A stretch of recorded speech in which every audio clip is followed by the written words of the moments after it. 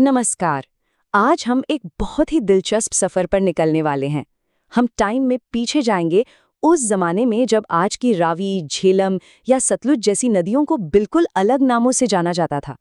चलिए, आज प्राचीन भारत के नक्शे को फिर से देखते हैं और उन नदियों के रहस्य को सुलझाते हैं जिनके नाम कहीं इतिहास में खो गए हैं। सोचिए जरा, पुराने ग्रंथों में इतनी शक्तिशाली नदियों का जिक्र है, पर उनके नाम आज हमें अजीब लगते हैं। ये परुष्णी नदी कौन सी थी, असिकनी कहाँ बहती थी, और वो महान सरस्वती जिसका इतना जिक्र मिलता है, वो कहाँ चली गई? तो चलिए, इस पहेली को सुलझाने की कोशिश करते हैं। हमारी खोज शुरू होती है ऋग्वेद से, जो दुनिया के सबसे पुराने ग्रंथों में से एक है। इसमें एक जगह का जिक्र आता है, सप्त सिंधवा। इसका मतलब है 7 नदियों की धरती। ये वो इलाका था जो शुरुआती वैदिक सभ्यता का केंद्र था, और इन 7 नदियों की पहचान करना ही उस दुनिया को समझने की चाबी है।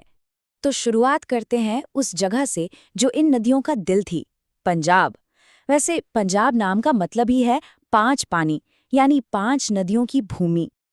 अब जरा इस टेबल पे नजर डालिए, ये कमाल की चीज है। यहाँ हम देख सकते हैं कि वैदिक ग्रंथों के नाम आज की नदियों से कैसे सीधे सीधे जुड़ते हैं। जिस नदी को परुष्णी कहा गया, वो आज की रावी है। असिकनी बन गई चिनाब, और वितस्ता आज की झेलम है। इसी तरह विपाशा आज ब्यास नदी है, और शुतुद्री को हम सतलुज के नाम से जानते हैं।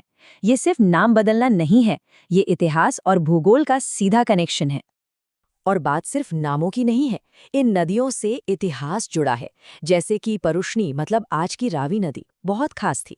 इसी के किनारे वो मशहूर दशराज्य युद्ध लड़ा गया था, जिसमें 10 राजाओं ने हिस्सा लिया था।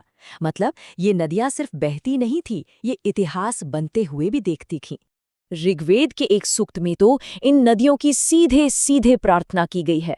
ये लाइन देखिए, हे गंगा, यमुना, सरस्वती, शुतुद्री, परुष्णी, मेरी स्तुति सुनो। इससे साफ पता चलता है कि ये नदियां सिर्फ पानी का सोर्स नहीं थीं, बल्कि पूजनीय थीं। उन्हें देवी की तरह माना जाता था। तो पंजाब की नदियों को तो हमने पहचान लिया, पर वैदिक लोगों की दुनिया क्या सिर्फ पंजाब तक ही थी? चलिए, अब इसका नक्शा बनाने की कोशिश करते हैं। ये पुराने ग्रंथ हमें कई इशारे देते हैं कि वैदिक लोगों की दुनिया कितनी फैली हुई थी। ये पश्चिम में आज के अफगानिस्तान से लेकर पूर्व में गंगा के मैदानों तक फैली थी।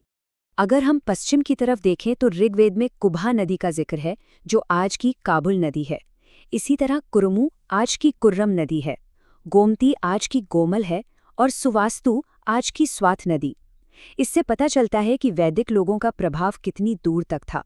और फिर जब हम पूरब की तरफ आते हैं तो हमें गंगा और यमुना जैसे जाने पहचाने नाम मिलते हैं, जो बाद में भारतीय सभ्यता का केंद्र बने। इनके साथ साथ सदानीरा जैसी नदी का भी जिक्र है, जिसे आज हम गंडक के नाम से जानते हैं। लेकिन इन सब नदियों के बीच एक नाम ऐसा है जो सबसे ज्यादा रहस्यमयी है और जिस पर आज भी बहस होती है, सरस्वती।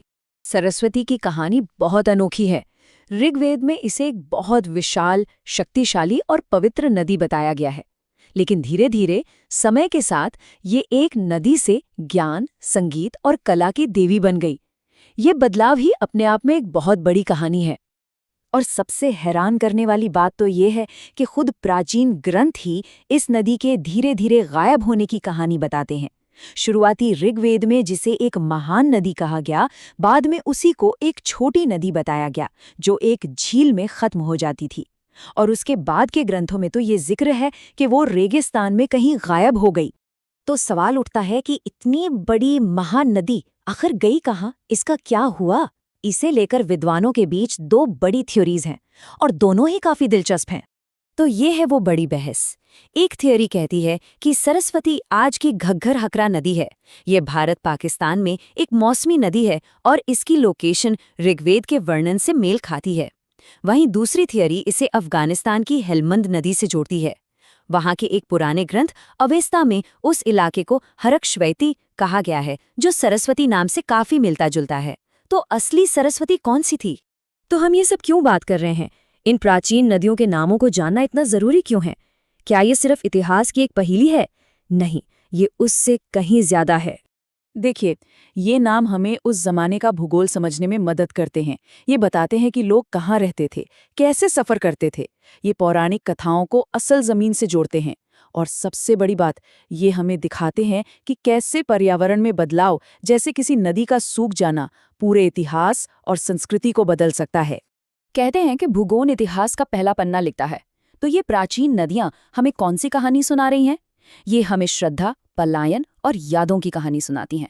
ये याद दिलाती हैं कि कैसे जमीन और पानी ही सभ्यताओं को बनाते भी हैं और मिटाते भी हैं। और शायद यही इतिहास का सबसे बड़ा सबक है।